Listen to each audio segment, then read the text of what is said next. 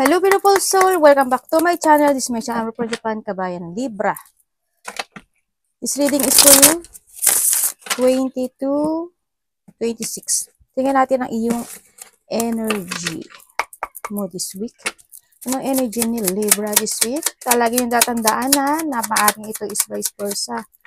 Nangyayari, or mangyayari pa lang.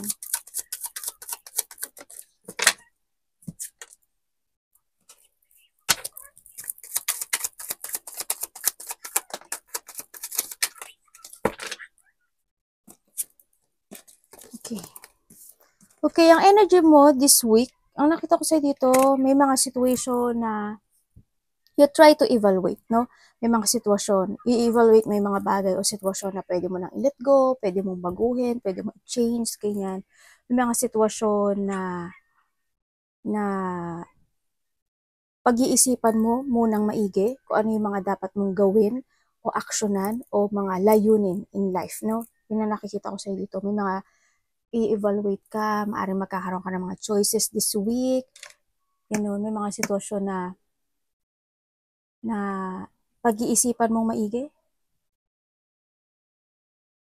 Kung ano yung mga gusto mong fokusan, aksyonan this time, yan ang nakikita ko. Sa iba sa inyo, ang dami yung responsibilidad na nakaaklang sa inyong balikat. Sana, pag-isipan mo maigi, no? Kasi, dito sa nakikita ko dito, medyo magkakaroon ka ng lack of progressing sa mga gusto mong gawin. Kaya, maaaring maging, magkaroon ka ng mga pagpapaliban sa mga aksyonan mo, fokusan mo. Baka maaaring ang isipin mo muna maigi, no? Baka pag-iisipan mo muna maigi kung ano mga dapat mong aksyonan, fokusan, o anong layunin mga gusto mong tahakin this time. Pero sana, mag-ipon ka rin ng money, no, dito. Huwag ka mag-focus sa mga situation mo sa buhay mo na yung mga natapos na. Huwag mo nang fokusan yun kasi hindi na rin worth it yun. No? I-let go mo na lang. It's good yun, i-let go mo. But after mo i-evaluate kung ano yung mga bagay na yun, i-let go mo. Then, tsaka ka mag-focus doon. Sa nakita ko dito, you need to focus kasi and action to make it real lahat ng goal mo. Pero pag-isipan mo muna. Baka ngayon this time, pag-iisipan mo maigi. May mga magiging flexibility ka or magkakaroon ka ng mga choices in life this week or may mga gagawin kang, sa iba sa inyo siguro, you try your best to control or to balance yung mga sitwasyon mo, no? Lalo na, or you need, lalo na when it comes to money o kaya sa mga responsibilidad na hindi naman dapat mong i-aklang sa likod mo, ganyan. Pag-isipan mo rin. Kasi ikaw rin mapapagod sa dami ng responsibilidad na nakaaklang sa'yo. At the end, ikaw yung pagod. Ikaw yung mahihirapan.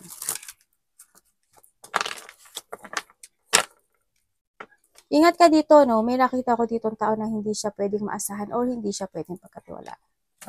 Anong parating kay Libra? Yung iba dito, unhealthy lifestyle, ha?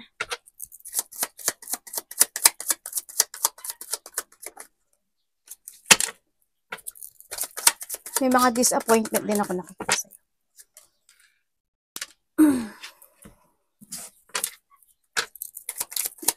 Parating sa'yo.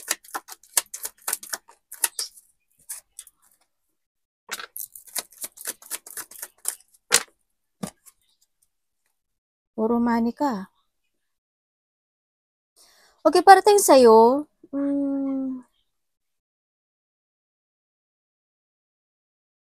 Andito ka sa sitwasyon mo na hindi mo ipapakita yung sarili mong nararamdaman outside.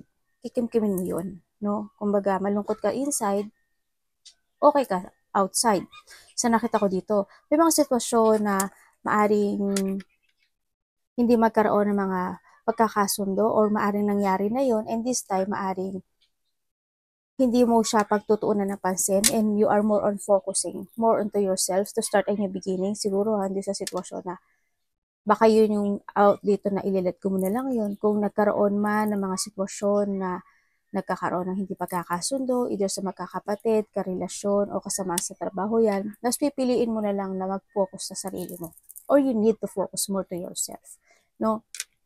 Kasi nakita ko dito yan, Ace of Pentacles, ibig sabihin, yung mga hirap o yung mga sadness, pain situation happen sa'yo this time is there's a possibility na magtatapos siya this week.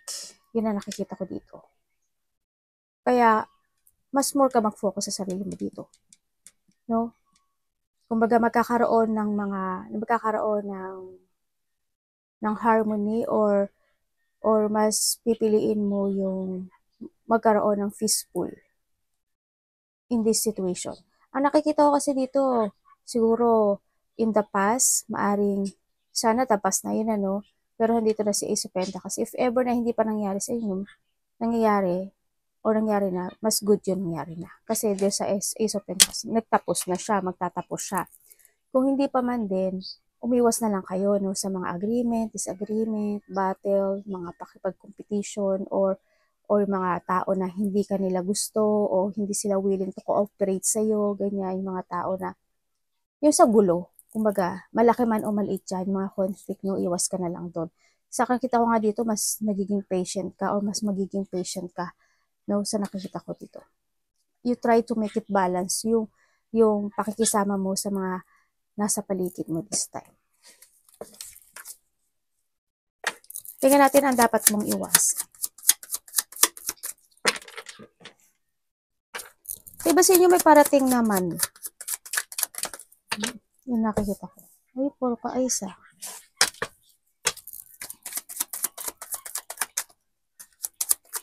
Dapat mong iwasan. Okay.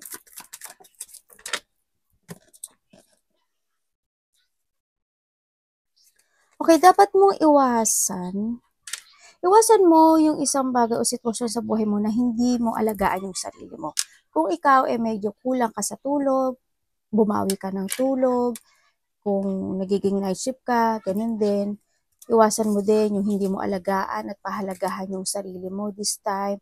Iwasan mo yung mag-focus ka sa mga pag-worry, anxiety, depression, no? Sa nakita ko dito, iwasan mo rin yung mga sitwasyon na mag-alala sa iba than mag-alala sa sarili mo. Unahin mong alalahanin mo yung sarili mo. No? Unahin mong, kasi ang nakikita ko sa'yo, baka mas inuuna mo yung iba than sa sarili mo, unahin mo rin yung sarili. Kailangan mo mag-put ng effort din sa sarili mo dito. Hindi yung puro pagtitiis ang ginagawa mo. No? Sa nakita ko yun. It's time to change. No, hindi ko naman sinabi na hayaan mo sila. Kumbaga, magkaroon ka ng limitation sa sarili mo dito sa nakita ko dito. You need to take care of yourself and love more yourself din sa nakikita ko dito. This is a time na rin to start a new beginning sa buhay mo na ikaw naman. Diba? Naibigay mo na sa kanila eh. Well, ikaw naman ngayon. Tingnan natin ang iyong love. Kamusta po ang love? Love is sa lahat. Kapatid, anak, magulang, sarili, kaibigan, kasama sa trabaho, karelasyon.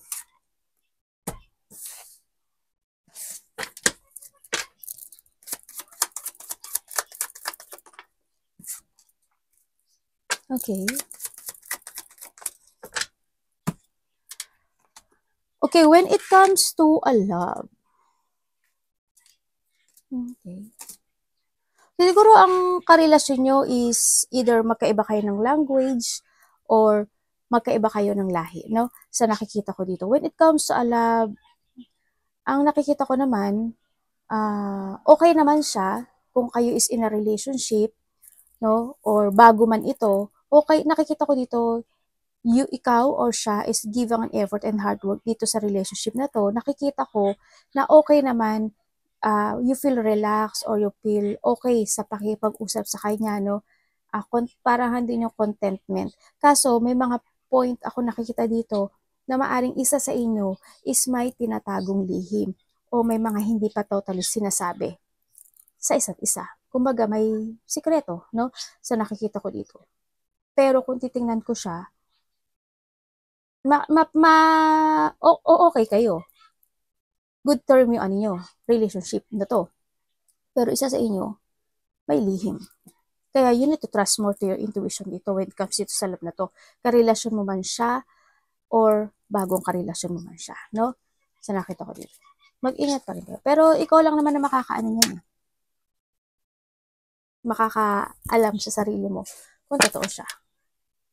Kasi iba naman sa inyo, malakas yung instinct nyo. Kaya, paniwalaan mo yung instinct mo. Pero dito sa nakikita ko dito, ganun. Nakikita ko yung stability, happy, relax, peaceful kapag nakipag-usap kayo. Maaring yung iba dito, maaring magkikita kayo, no? Siguro after, may getting together no? Siguro you try to working kayo sa isa't isa na magkikita kayo after a month or after a weeks or a days man yan sa nakita ko dito. Yun, may pagkikita or baka uuwi siya or ikaw ang uuwi, magkikita kayo. Yan ang nakikita ko dito. And also, nandun yung teamwork, yung dalawa, no? Sa isa't isa. Handun yung devotion sa isa't isa sa nakikita ko dito. Or siya, ikaw yung devoted sa kanya or siya ang devoted sa'yo, no? Sa nakita ko dito. And also, ang nakikita ko rin dito, merong magaganap na parang, siguro sa iba kasal, no? Sa nakita ko, siguro iba may ikakasal or either hindi man ikaw ikakasal, baka may pupuntahan kang kasal or something celebration, happiness, joy, fun, or getting together ng mga close relationship, family reunion, kasama sa trabaho, o may mga community or teamwork kang pupuntahan, ako nakikita, or coming home, yun. Tingnan natin ang iyong money.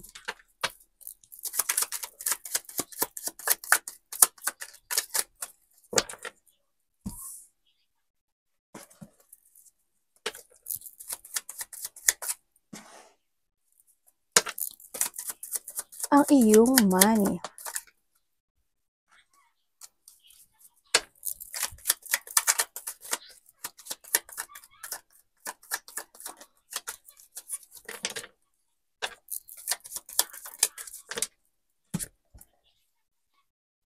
Okay, when it comes to your money, ang nakikita ko naman sa'yo, siguro sakto lang yung sinasahod mo, no?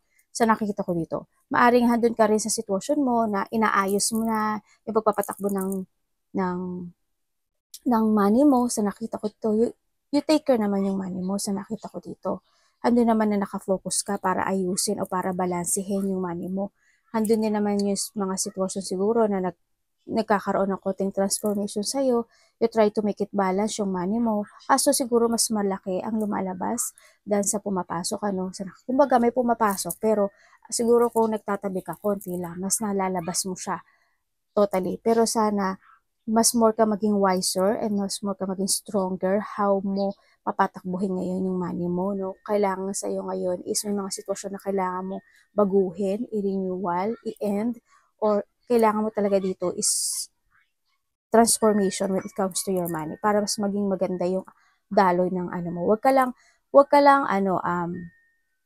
lang sumunod sa agos ng takbo ng iyong Kumbaga mag-isip ka rin kung ano yung mga dapat mong i-minus o dapat alisin para mas maging maganda o mas malaki kang makaipon, mga ganun. Pag-isipan mo rin, no? O paano mo siya i-babalansehin. Any opportunity ni Libra.